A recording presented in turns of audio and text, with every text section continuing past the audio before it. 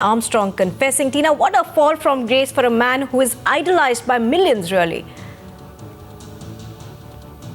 Absolutely. Well, the fall from grace really, Nupur, already coming a few weeks ago when the US anti-doping agency had in fact indicted him with that 1,000-page report. But yes, the big story coming in this morning is that for the first time ever, Lance Armstrong himself has confessed to taking drugs, performance-enhancing drugs.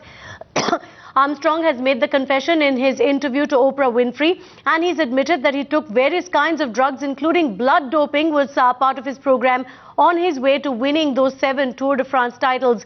Armstrong's confession comes after he'd been banned from cycling and stripped of all 7 of those Tour de France titles, as well as his Olympic silver medal. Now, a huge confession coming there from Lance Armstrong, and sports historian Boria Majumdar on the phone with us now for more on this.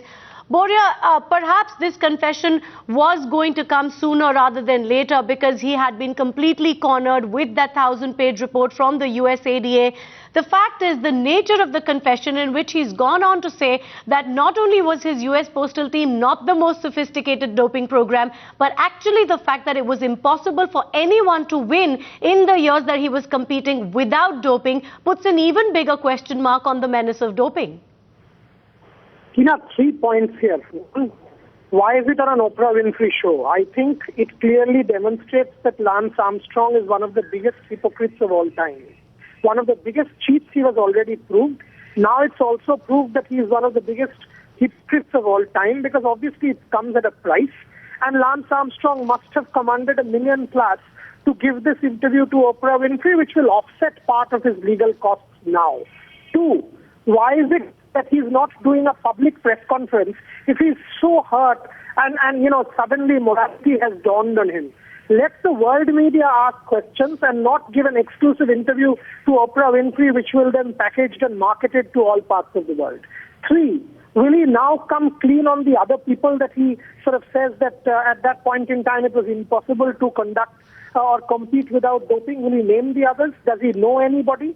Does he know any particular person who actually doped? Because at that point in time, 1998, if you remember the Festina scandal, 1999, Juan Antonio Samaranch had to depose before the U.S. Congress, the Salt Lake City scandal. 2000, the IOC Reforms Commission passed. That point was the worst period in world doping. I mean, had that Festina scandal not broken out, when a boot full of syringes were found on the border, that's when this whole doping racket was unearthed. Will now Lance Armstrong come clean? Will WADA file suits as well? Will the IOC file suits, legal cases against him as well? Obviously, the UCI will launch further investigations into Armstrong. But even this act of trying to come out clean smacks of hypocrisy.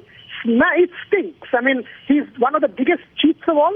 And this whole conduct of giving an interview to Oprah Winfrey, for me, makes him an even bigger villain.